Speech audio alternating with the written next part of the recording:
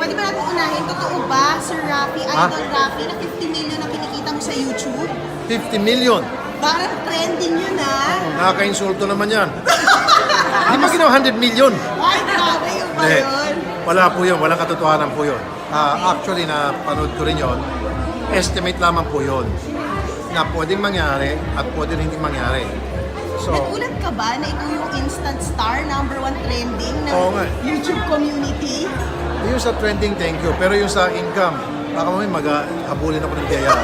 Malayong-malayo po yun, trust me. Okay. Kasi kung yun po ay may katotohanan, sana nakadrive na ako ngayon ng Rolls Royce. Pero sir, kumikita naman kahit paano.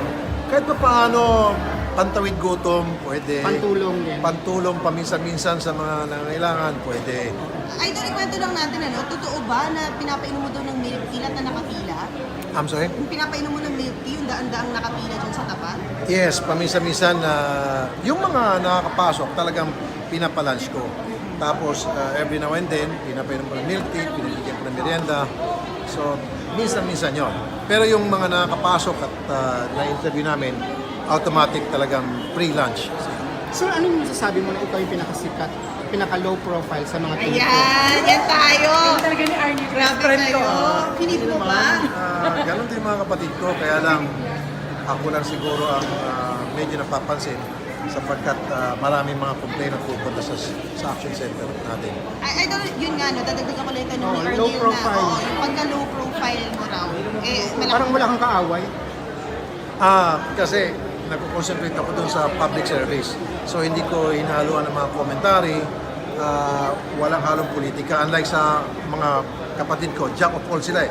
Lahat pwede nilang pakialaman na hindi ko naman ginagawa. I stick to public service. May say ka ba pag nag-aaway-away sila?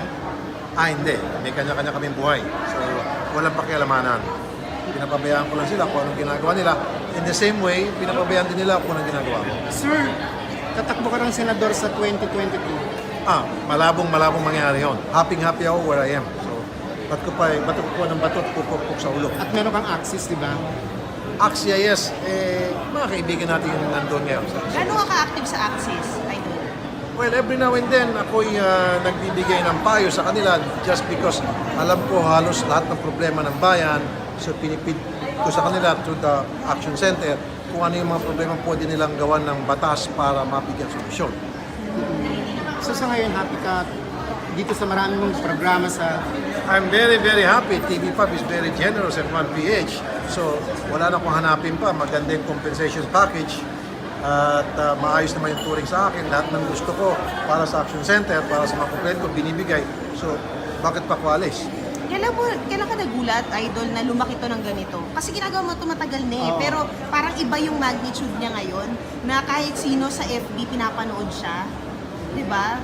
I think nag-umpisa niyan nung maglagay ng Action Center dito at nakikita naman ng mga tao na yung mga sumbong nila, meron ng dalawang venue, hindi lamang radyo kundi TV na nabibigyan solusyon. So yun ang nag-inganyo sa kanila na para magpunta pa at magtiwala at mabigyan natin ng solusyon yung mga problema nila.